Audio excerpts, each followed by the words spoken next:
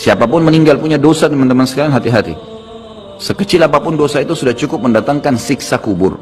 Walaupun belum tentu dia masuk ke dalam api neraka. Jadi jangan dianggap remeh. Makanya kisah yang masyhur berhubungan dengan masalah ini adalah kisah Utsman bin Affan radhiyallahu anhu yang pernah menziarahi kuburan lalu terisak-isak menangis seperti anak kecil. Lalu beberapa teman-temannya di zaman khilafah beliau berkata, "Wahai Amir Mu'minin, kenapa anda menangis melihat kuburan? Padahal Nabi SAW sudah menjamin buat anda surga. Dan anda ini siapa? Terkenal anak mantunya Nabi SAW, ya, dapat jaminan surga. Nabi sebutkan lisannya langsung, Utsman di surga, dijamin. Bagaimana bisa anda menangis seperti ini?" Jawaban Utsman radhiyallahu anhu sangat bijak. Orang yang beriman dan berilmu punya jawaban yang tepat. Dia mengatakan, Rasulullah SAW menjamin buat saya surga, tapi tidak menjamin saya selamat dari siksa kubur. Dari mana jaminan saya disiksa dulu di kubur? Nanti saya masuk surga, betul. Tapi di kubur disiksa dulu karena masih ada dosa.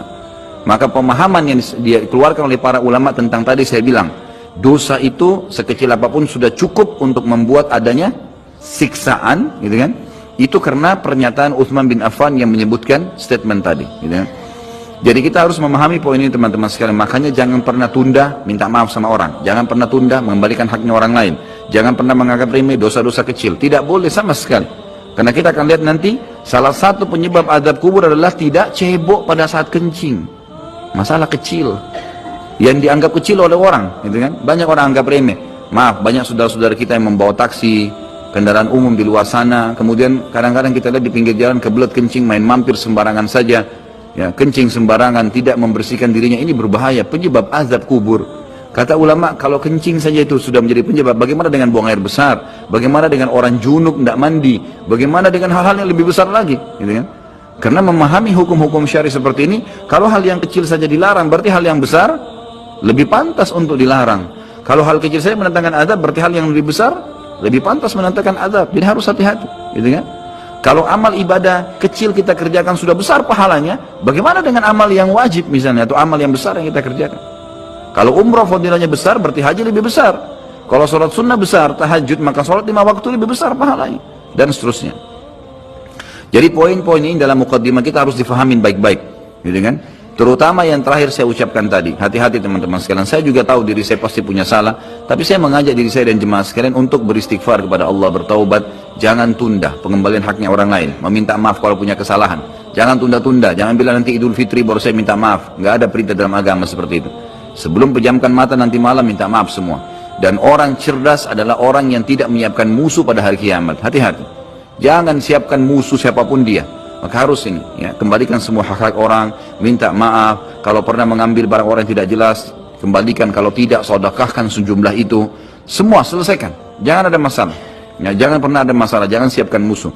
Imam Bukhari rahimahullah pernah berhenti berburu hanya karena meleset anak panahnya kena pagar tetangganya, gitu kan?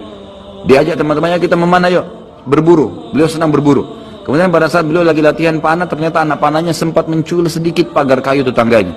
Lalu dia panggil gulamnya, gulam ini kayak pembantunya, sampaikan ke teman-teman saya kalau saya tidak jadi memanah, saya tidak jadi berburu, dan sampaikan kepada tetangga kalau Bukhari minta maaf.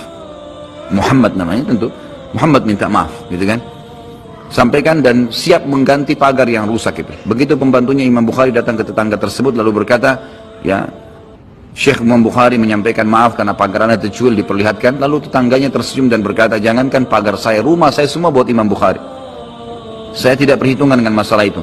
Waktu pembantunya Imam Bukhari kembali ke rumahnya, apa yang terjadi? Lihat orang soleh dan orang beriman, tahu dan yakin dengan adanya siksa dan azab kubur, tahu ada akhirat dan hisab. Maka apa yang terjadi? Imam Bukhari sujud syukur kepada Allah, kemudian bersedekah sekian ribu dirham, hanya karena tidak jadi ada musuh dari tetangga yang dia cuilkan pagarnya. Coba teman-teman, berapa banyak sendal yang antum injak? Hah? Berapa banyak air yang kepercik kena orang lain? Berapa banyak ini, berapa banyak itu? Berapa banyak yang kita anggap remeh mengambil karena teman punya dan seterusnya. Ini hati-hati. Jangan siapkan musuh hari kiamat. Azab kubur datang kepada siapapun yang masih punya dosa.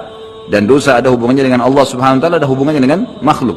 Kalau berhubungan dengan Allah Azza wa Jalla, kita bertaubat kepada Allah. Allah Maha Pemurah. Dia akan terima taubat hamba-hambanya asal ikhlas. Tapi dengan makhluk nggak bisa, mencuri, menggunjing, memfitnah, ya, mengambil, memakan, ya, merusak namanya orang lain. Ini nggak boleh. Ini harus selain taubat kepada Allah, meminta maaf kepada orangnya. Nah, ini tidak boleh ditunda ini. Nggak ada gengsi di sini.